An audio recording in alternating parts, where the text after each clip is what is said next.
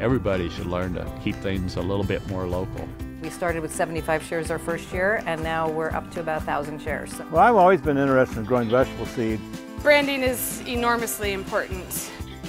You know, in order for people to really buy it, they need to try it. There are a lot of challenges. Like a food processing business is very logistical. One of the reasons we exist is to get our community to eat whole, organic food.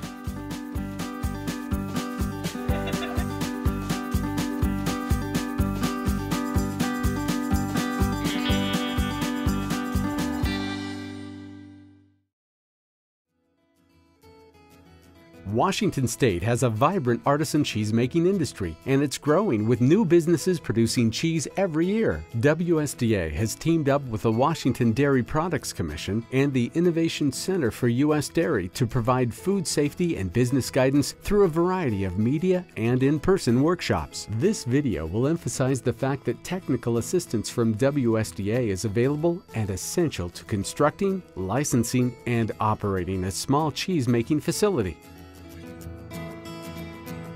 Sandra and her mother Bendita operate Queseria Bendita in Yakima, Washington. They offered to share their story of their process of becoming licensed and constructing a cheese plant that would meet WSDA and other state requirements. After years of making cheese at home, Bendita decided to take her family recipe and go into the business of making cheese. But she was concerned the process of pasteurization and other recipe requirements would alter the taste.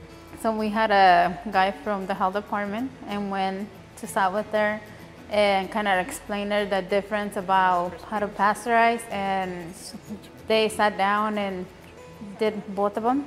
And then I guess the guy, put a bandana over her head so she wouldn't see which one was which, and it will taste the same. WSDA is concerned about making cheese that is safe for the public to consume. Home recipes for cheese must be reviewed to make sure the large-scale production of that recipe is safe.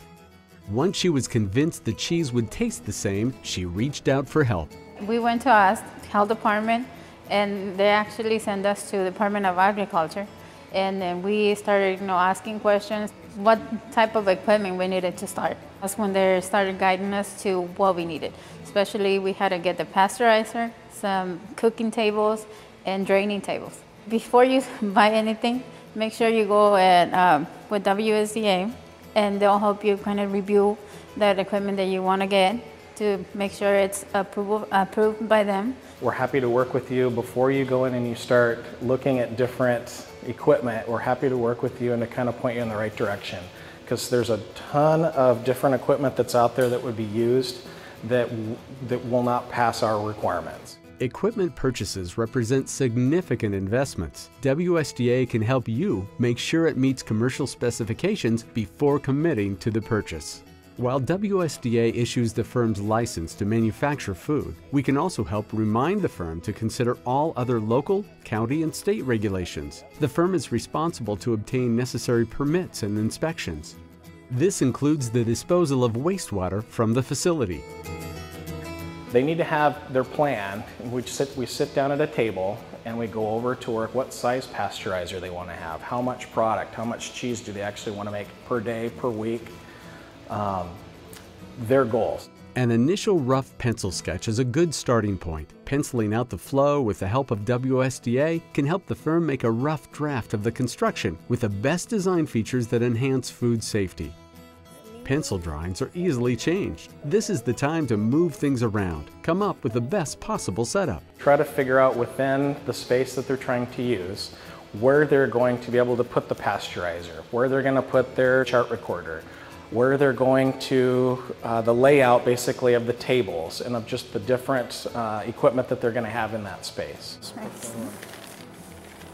Oh, está bien. Once the firm pays for construction plans to be drawn up, it's much harder to change. Planning ahead makes the process much easier, making changes early on and avoiding the extra expense of changing after the construction blueprints are drawn. During the construction, it's important to have a written agreement with the construction company to meet the construction requirements. An example would be to stipulate that the floors slope to drain at a specific pitch. It's a special requirement to do a slope, make it easier for you to wash, and so the water can go all one way, not different ways. Building a facility without the input from WSDA could result in a facility that cannot be licensed for commercial production without costly alterations. WSDA considers the process flow to eliminate cross-contamination issues. The raw milk's going to go to the pasteurizer. From the pasteurizer, you want to get a degree of separation so that you're not going to have any cross-contamination issues.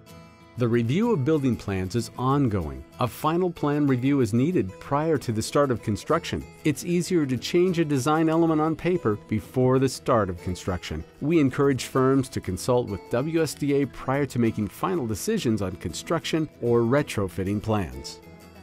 Pasteurization systems are used to heat the milk to make it safe. These systems represent a significant startup expense and must meet construction standards for milk pasteurization equipment. These standards have to be met, or WSDA will not be able to license you to use the equipment. Pasteurization is the heat step in the process that kills microorganisms that make you sick, so it's very important that the firm operate the equipment properly. You have to be able to legally record your process so that when I come in every 3 months, that I can watch and make sure that the licensed operator is doing their job correctly. Each person who operates the pasteurizer must pass a written and a practical test to operate it. We actually had a written test on about the pasteurizer and what temperatures and everything. We passed.